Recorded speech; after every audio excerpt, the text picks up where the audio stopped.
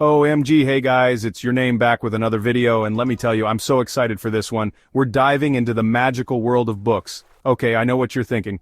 Books? Emma, are you feeling okay? Trust me, I get it. Reading can seem kinda intimidating, like where do you even start? But it doesn't have to be that deep. Seriously. Reading is a gateway to discovering new worlds, but how do you begin and keep going? Let me show you how to turn reading into an enjoyable habit.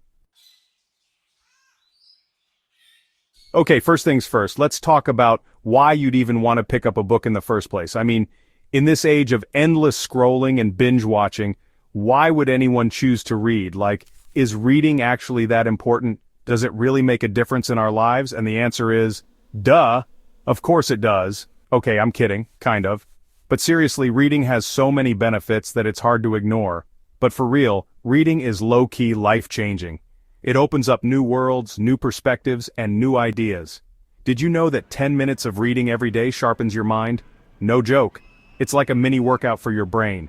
It's like a workout for your brain, which, let's be honest, we could all use sometimes, am I right? Plus, it improves your focus and concentration. Reading expands your knowledge, increases focus, and it's a great way to relieve stress. Imagine diving into a good book after a long day. Think about it, you get to escape into another world, live 1,000 different lives and learn all kinds of random stuff without even leaving your couch. It's like a mini vacation for your mind. It's pretty much the ultimate form of self-care. You get to unwind, relax, and recharge. Reading is my therapy, you guys, I'm telling you. It's a simple pleasure that brings so much joy and peace into my life. Alright, so you're down to give reading a try, but you're staring at a shelf full of books like, where do I even begin? Don't worry fam, I've got you. The key is to start with what you love, like, what are you already obsessed with? Are you all about true crime podcasts? Pick up a thriller, obsessed with astrology. Hello, self-help section. The point is, don't force yourself to read something just because you think you should. Start with something that genuinely sparks your interest, and I promise, you'll actually want to keep reading. Trust me, finding the right book is like finding your book BFF. You just have to kiss a few frogs, you know? Okay, so you found your book soulmate, you're ready to dive in, but then you see how many pages there are and you're like, nope, never mind, I'm out. Listen, I've been there. The struggle is real. But this is where setting realistic goals comes in clutch. Forget about trying to read 1,000,000 pages a day right off the bat. Start small, my friend, like ridiculously small. We're talking 5 pages a day, 10 minutes. Whatever feels doable for you. The point is to build a habit, not to overwhelm yourself. And honestly, once you get going, you'll probably find yourself reading way more than you planned. It's like a snowball effect, but in a good way. Chapter 4 Short and Sweet reads. Okay, so maybe you're thinking, Emma, even 5 pages a day sounds like a lot. Don't worry, I got you. There are so many short and easy books out there that are perfect for easing back into reading. I'm talking picture books, short story collections, poetry, whatever floats your boat. The point is to just get comfortable with the act of reading again without feeling overwhelmed. Think of it like a palate cleanser for your brain, and honestly, some of the best stories are told in just a few pages. They're like little bursts of literary goodness. Chapter 5. Schedule it and slay it. Okay, let's be real for a sec, we're all busy. Life is a whirlwind of activities, responsibilities, and social engagements. We've got stuff to do, people to see, TikToks to make. Our schedules are packed and it feels like there's never enough time. But if you're serious about making reading a habit, you've got to schedule it into your day, just like any other important appointment. I'm serious. Treat it like a meeting with your boss or a date with your best friend.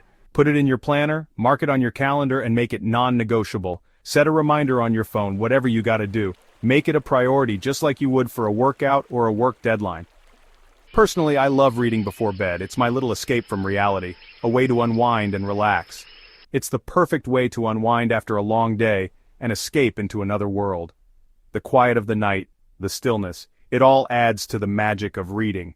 But maybe you're a morning person and you'd rather start your day with a good book and a cup of coffee.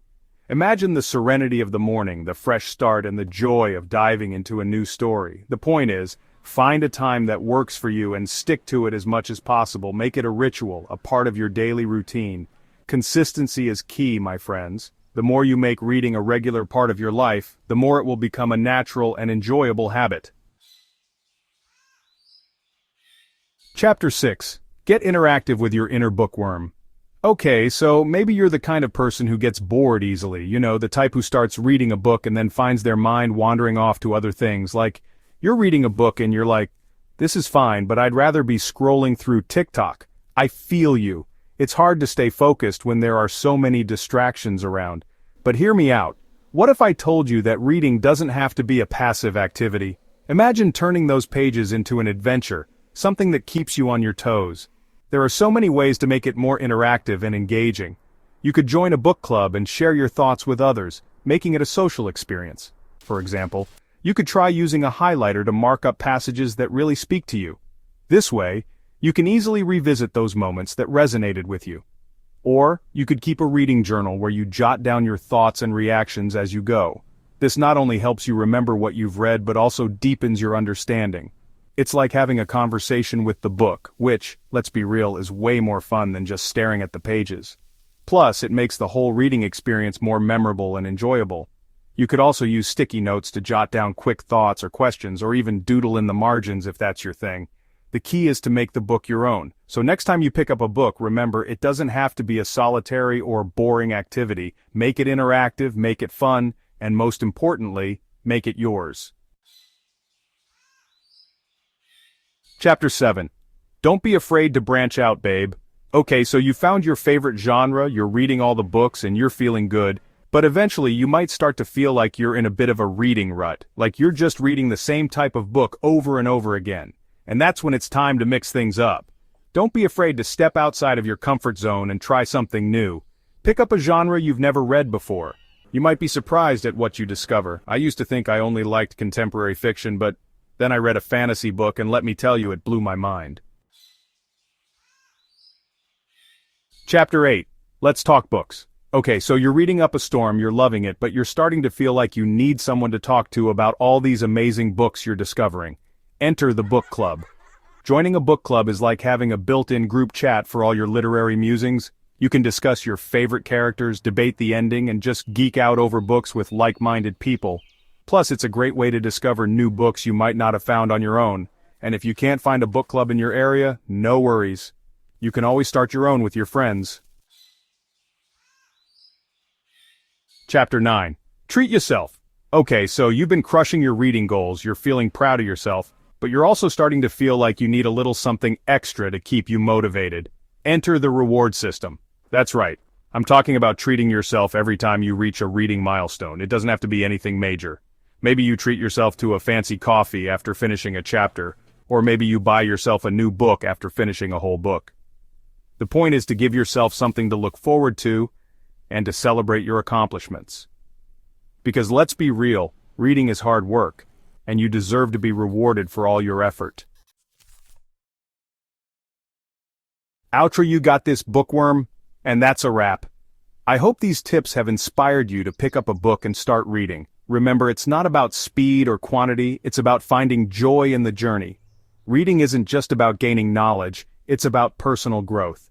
Dedicate your time and embrace books to enjoy the learning process. So grab a book, find a cozy spot, and get lost in another world. Trust me, your brain and your soul will thank you. Don't forget to like, comment, and subscribe for more chaotic content. See you in the next one. Bye.